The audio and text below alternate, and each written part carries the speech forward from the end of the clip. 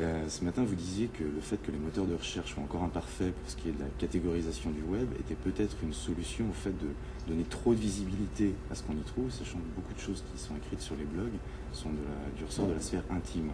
Donc est-ce qu'il faut ne pas améliorer les moteurs et les outils C'est-à-dire que c'est une question, effectivement, il y a une ambivalence de la notion d'espace public pour les blogs, c'est-à-dire que les blogueurs, en partie, ne se doutent pas forcément, n'ont pas forcément conscience du caractère effectivement public des traces qu'ils laissent dans la blogosphère. Et c'est un des facteurs de la réussite de certains blogs, c'est que quand on écrit son blog, on pense à son réseau social, on pense à ses proches, ou bien on pense à des gens très distants, mais sous le règle de l'anonymat.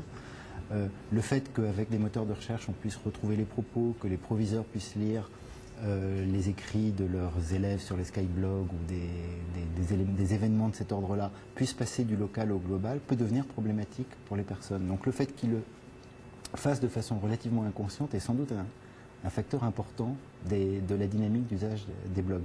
Alors du coup, effectivement, aujourd'hui, les moteurs de recherche ne sont pas très performants, la navigation dans les blogs n'est pas très performante. Si elle le devient un jour, peut-être que cette mi-opacité, mi-éclairage qui est actuellement sur les blogs va se transformer. On aura un système beaucoup plus ouvert, beaucoup plus transparent, et du coup, plus de crainte de la part des utilisateurs de se livrer sur leur blog et de donner plus d'informations personnelles et privées. Et vous pensez qu'au niveau des outils, ils ont une prise de conscience de l'impact qu'ils peuvent avoir sur les communautés, ou que c'est uniquement les utilisateurs qui peuvent eux-mêmes s'en saisir?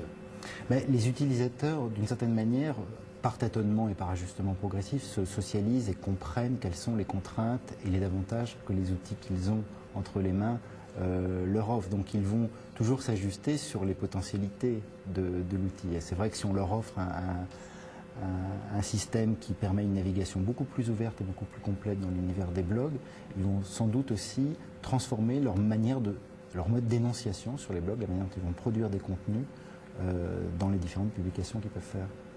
Et en même temps qu'on voit l'évolution de tous les outils proposés par Google, par Microsoft Live ou par Yahoo qui passe aussi en Web 2.0, il y a l'OS qui est en ligne, il y a tous leurs contacts, il y a leurs emails, il y a leurs blogs, et ils sont de plus en plus nombreux à utiliser ces outils. Donc, oui, aujourd'hui, de toute façon, surtout en combinant les divers outils, on arrive toujours à retrouver. Mais en même temps, il faut faire un effort, c'est-à-dire qu'il faut vraiment partir à la recherche de l'information. Ce qui n'est pas forcément le cas, c'est plutôt par navigation et puis par passage qu'on va tomber sur le blog qu'on ne souhaitait voir ou qu'on ne souhaitait pas voir. Beaucoup de blogs sont sous pseudonyme.